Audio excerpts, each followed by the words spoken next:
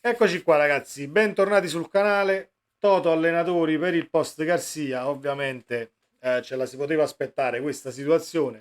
Subito nell'immediato dopo la Fiorentina sono stati fatti alcuni nomi per la panchina del Napoli. Ne voglio parlare in questo video con voi. In primis per dirvi la mia e poi perché il canale, visto che sta crescendo al di là dei numeri, è proprio una crescita a livello di competenza della mia community, e questo fatto non può far altro che rendermi orgoglioso di voi che leggo nella sezione commenti con la massima competenza e conoscitori di calcio, cosa che ripeto mi fa tantissimo piacere e vi ringrazio ancora una volta per tutto ciò che state facendo sul canale, gli interventi in live. Anche ieri sera ci siamo divertiti e abbiamo analizzato il post Napoli-Fiorentina con spunti anche per quanto riguarda questo Toto allenatori. Però mi rendo conto che la live è un po' lunga, qualcuno di voi si perde lo spezzone al limite dove parliamo degli allenatori. Lo facciamo in questo video, fatemi sapere la vostra nei commenti e per chi è nuovo iscrivetevi al canale, iscrivetevi al canale attivando la campanella delle notifiche, così restate aggiornati sui contenuti. Allora, i due nomi che rimbalzano dal primo minuto, dopo la fine del match del Napoli con la Fiorentina, sono Conte e Tudor e Conte. Quindi andiamo un attimo ad analizzare questi due, ce ne sono altri due, perché stamattina ne è uscito un altro, poi secondo me da qua alla prossima settimana ne usciranno altri 10-15 di nomi. Comunque andiamo a vedere per Conte e Tudor la situazione. Allora, la mia opinione è che dal punto di vista tattico sono due allenatori che giocano a tre dietro, quindi ti ritroveresti corto sia a centrocampo e sia in difesa, giocando con un 3-4-3, un 3-5-2. Comunque dovresti intervenire nella rosa per creare poi i doppioni, tra virgolette, per ogni ruolo, per far sì che poi tu, allenatore, puoi mandare avanti una stagione nel migliore dei modi. Quindi questo è il primo nodo. Il secondo nodo, per quanto riguarda Conte, soprattutto perché Tudor a livello di stipendio sarebbe anche abbordabile, per quanto riguarda Conte è lo stipendio. Conte in primis non viene a chiedere quattro soldi.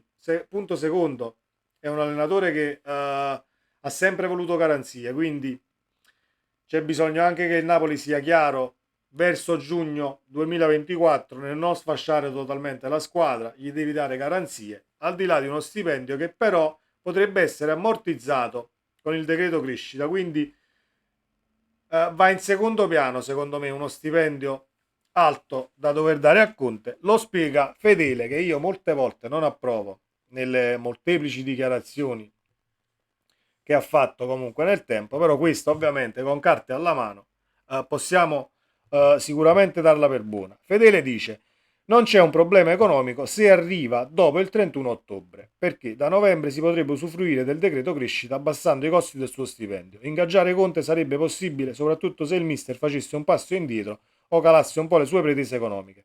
Se volesse un minimo di 10 milioni potrebbe arrivare al Napoli con il decreto crescita con circa 13-14 milioni lordi.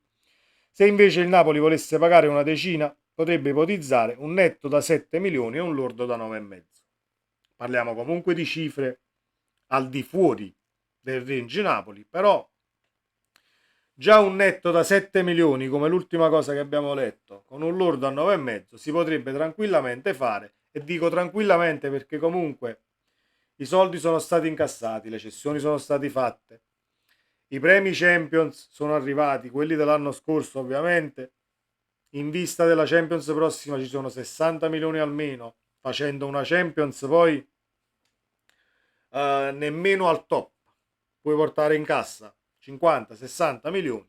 Si potrebbe tranquillamente fare un investimento del genere per quanto riguarda la panchina, perché serve un traghettatore e serve uno che caratterialmente poi venga a Napoli sul pezzo sin da subito per poter far punti e perderne quanti meno possibile.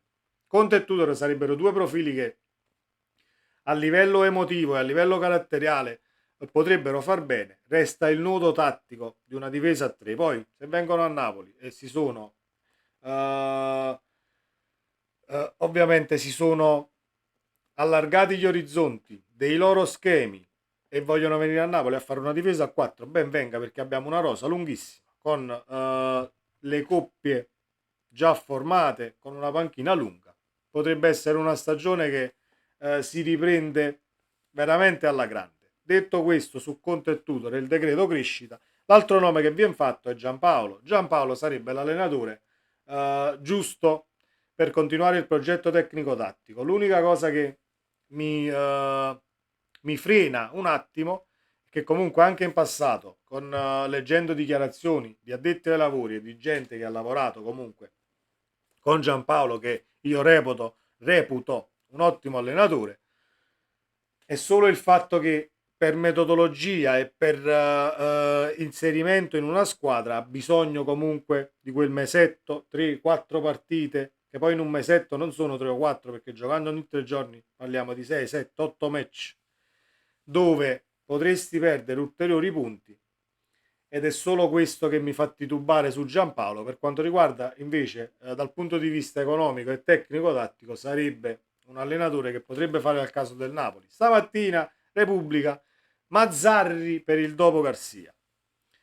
Questa per esempio è una notizia da prendere con le pinze. Io non credo che ci sia stato un interessamento del Napoli diretto per il mister Mazzarri, anche se il cuore e la maglia sudata e tutte le cose che abbiamo vissuto con mister Mazzarri ci portano in automatico a dire sì, voglio Mazzarri per carisma, per quel Napoli che fino al 95esimo corre, non lascia mai niente al caso, partite su partite sudate, ovviamente conquistate anche al 95esimo, però dobbiamo anche renderci conto ed essere realisti che ma sono passati tanti anni, Mazzarri si è aggiornato, mi auguro di sì.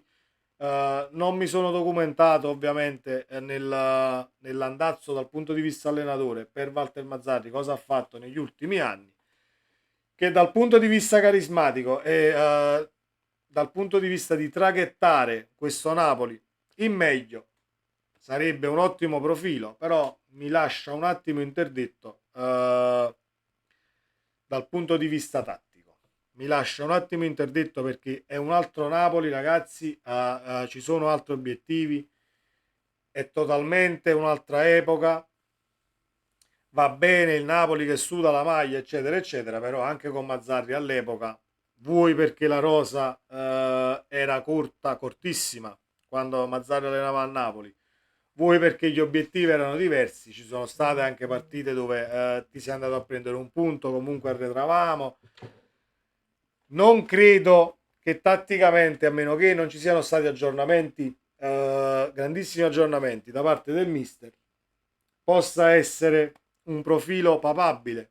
Se dobbiamo virare su Mazzarri, forse sarebbe meglio dare quel mese di tempo a Giampaolo e farlo venire sulla panchina del Napoli. Detto questo, ragazzi, cominciamo a prendere tutte le notizie che escono con le pinze, perché appunto ci sarà la pausa per le nazionali e ne usciranno ora dopo ora, giorno dopo giorno, di nomi che si accostano al Napoli. La cosa che volevo dire, e terminiamo questo video, è che secondo me serve un direttore generale, nel senso che Garzia non è stato preso solo da De Laurentiis. Non è che De Laurentiis si è svegliato la mattina e ha detto no, prendo Rudy Garzia. No, c'è stato sicuramente una riunione con Micheli, Sinicropi, Meluso, direttori sportivi, eccetera, eccetera, e sono venuti comunque a conclusione che Garzia poteva essere un allenatore da Napoli. Non lo è stato e mai lo sarà, e rimane la mia opinione, anche se Garzia dovesse vincere le prossime tre. Quindi si dice che c'è stata già una riunione, un summit di mercato allenatori tra il presidente De Laurentiis e appunto Micheli, Sinicropi e Meluso per il possibile papabile post Garzia. Io mi auguro che si prenda la decisione giusta, perché se era difficile trovare l'allenatore post Spalletti, lo è altrettanto trovare un traghettatore che ti faccia perdere quanto meno punti possibili, perché io il problema dei punti me lo faccio. Molti pensano ancora sì, il campionato è lungo, si può raddrizzare. Ragazzi, 10 punti su 24 disponibili persi non sono assolutamente pochi e non smetterò mai di dirlo. Quindi o prendi uno che dal giorno zero vira totalmente e cominci a far punti dalla prima partita, perché poi rimetterci anche il mese di novembre, che sia un Giampaolo subito o un allenatore al quale devi dargli tempo subito, o continuare con Garzia fino alla prossima pausa, come si è letto anche arrivare alla prossima pausa di novembre, non è la scelta giusta, e mi auguro che non sia il sentiero che il Napoli poi vada a percorrere. Ovviamente tutte le strade portano alla prossima pausa e quindi dobbiamo augurarci di perdere quanto meno punti possibili. E mi auguro che la società abbia messo in conto una cosa del genere, perché poi i sogni Champions possono sfumare tranquillamente anche a novembre, perché lì sopra possono perdere punti, sì, puoi vincere lo scontro diretto, ma sono 3 punti, 6, 9. Ma con Garcia rischiamo di arrivare a 6-7 punti dal quarto posto, secondo me, a novembre. Perché la trasferta di Verona non è assolutamente facile. C'è il Milan, c'è un Empoli rinvigorito dall'arrivo di Andreazzoli, che ha messo anche in difficoltà l'Inter ed è rimasto in partita per 95 minuti, e l'Inter non è l'ultima arrivata nella maniera più assoluta. Quindi c'è la Champions, c'è l'Union Berlin, la doppia sfida. Va bene che l'altra partita è a novembre, c'è comunque la prima partita con l'Union Berlin in Champions League. Sono tutte partite difficili, tutte quante. Il Verona gioca a calcio e se ti sleghi come ci siamo slegati con la Fiorentina, noi possiamo prendere imbarcate con chiunque in Serie A. Anche riaffrontando il Frosinone oggi, con un Napoli slegato, la partita non la porti a casa. Detto questo, stiamo a vedere cosa succede nelle prossime ore. Fatemi sapere la vostra nei commenti e ci vediamo nel prossimo video. Ciao ragazzi.